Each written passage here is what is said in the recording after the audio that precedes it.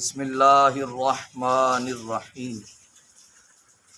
حضرات ذی وقار، اللہ کے فضل حضور علیہ الصلوۃ والسلام کی نظر رحمت سے مجھے اور آپ کو نماز فجر با جماعت ادا کرنے سے نوازا گیا۔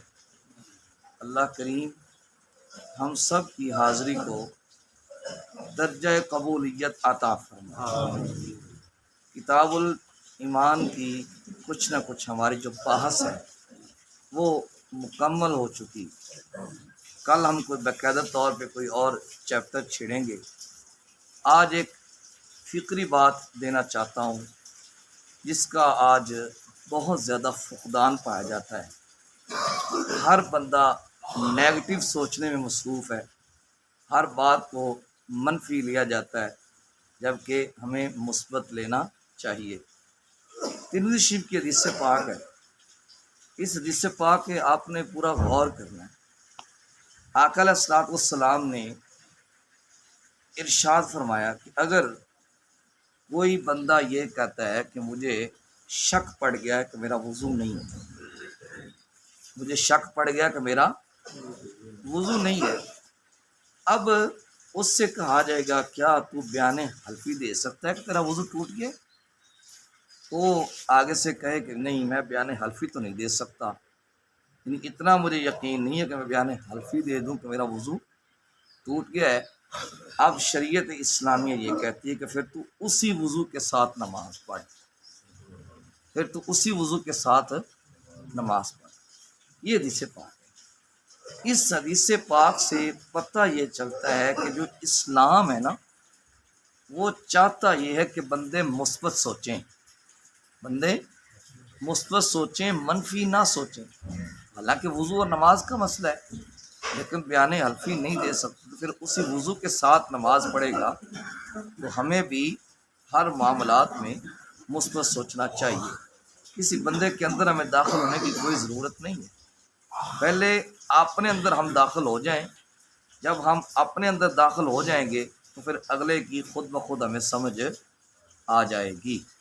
قرآن پاک کا اسلوب دیکھیں، سورۃ یوسف علیہ الصلوۃ والسلام کو اٹھا کے دیکھیں تو وہاں پہ اس کے اندر زلیخا کا واقعہ بھی موجود ہے، یوسف علیہ الصلوۃ والسلام کے بھائیوں کا واقعہ بھی موجود ہے، جبکہ وہ واقعہ مثبت نہیں ہے، واقعہ منفی ہے۔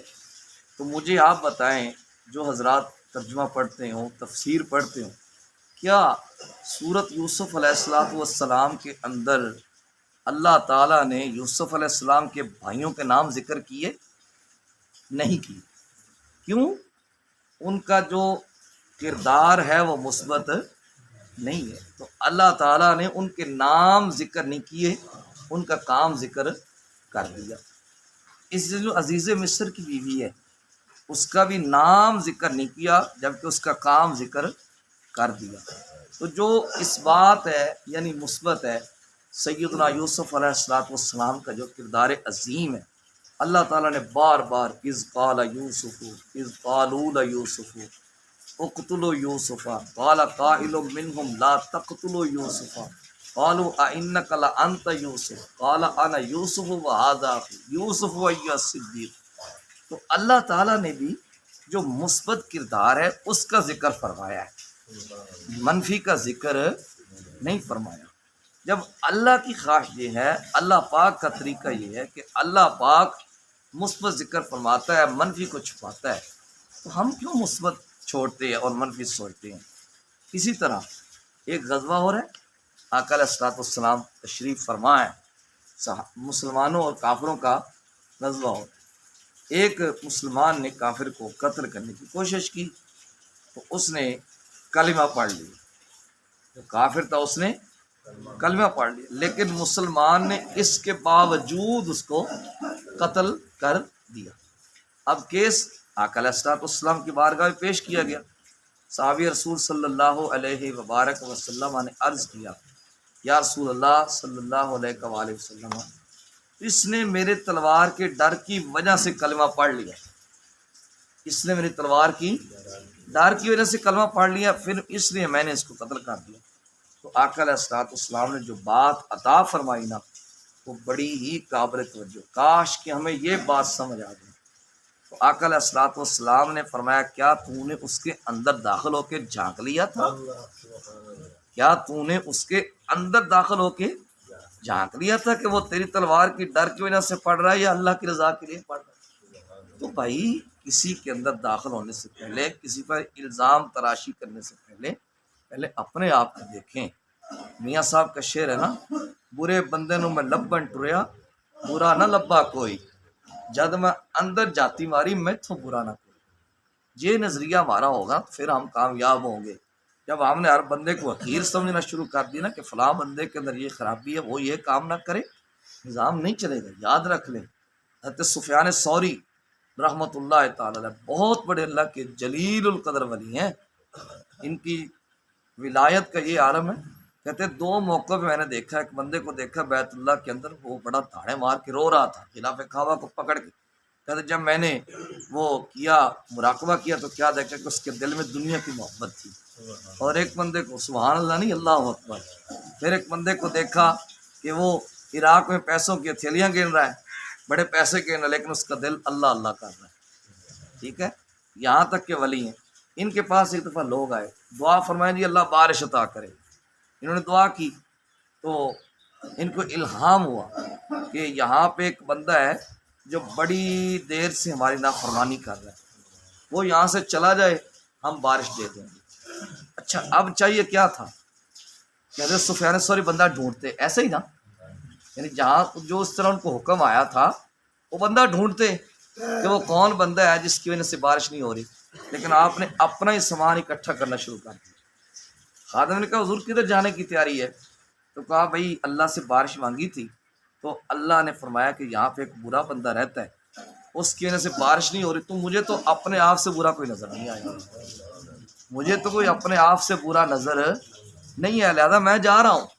تو اس نے کہا حضور میں نے بھی آپ کے ساتھ جانا، تو میرے ساتھ نہ چل۔ نہیں حضور میں نے جانا ہے، آپ کے ساتھ چل پڑا۔ صبح ہی آپ نکل گئے، بڑی دور چلے گئے۔ جب دوپہر کا وقت آیا تو آپ نے فرمایا میں آرام کرنا چاہتا ہوں، ایک درخت کے نیچے آپ نے آرام کرنا شروع کر دی۔ پیچھے دیکھتا ہے کالی گھٹائیں چھائی ہوئی ہیں، بارش ہو رہی ہے۔ اب اس کے دل کے اندر شیطان نے بات ڈالی، اگر یہ اتنا ہی کامل اور اکمل پیر ہوتا تو پھر اس کی وجہ سے بارش ہو جاتی، یہ وسیع سے نکل آیا بارش ہو گئی، اس کا مطلب یہ کامل نہیں ہے۔ تو غیب سے واضح، خبردار میرے سفیان کے بارے میں برا سوچا تو جو سفیان نے کام کیا ہے اللہ نے اس کی برکت سے اس کو معاف بھی کر دیا اور بارش بھی عطا کر دی۔ یہ رویہ ہم کیوں نہیں پیدا کرتے؟ فلاں بندہ ایسا تو وہ اذان نہ پڑھے، وہ تکبیر نہ پڑھے، ہمیں کیا حق ہے؟ یہ ذرا سوچیں۔ میں کسی کو تنقید نہیں کر رہا، لیکن میری ذمہ داری بنتی ہے کہ میں جو پورا دین کا پیغام ہے وہ پہنچاؤں۔ بھائی دیکھیں نا، میں آخری بات عرض کرتا ہوں، درشی لمبا نہ ہو جائے۔ بنی اسرائیل کا ایک بندہ تھا، بہت بڑا عابد تھا، اتنا بڑا عابد تھا کہ اس کے سر کے اوپر بادل سایہ کرتا تھا۔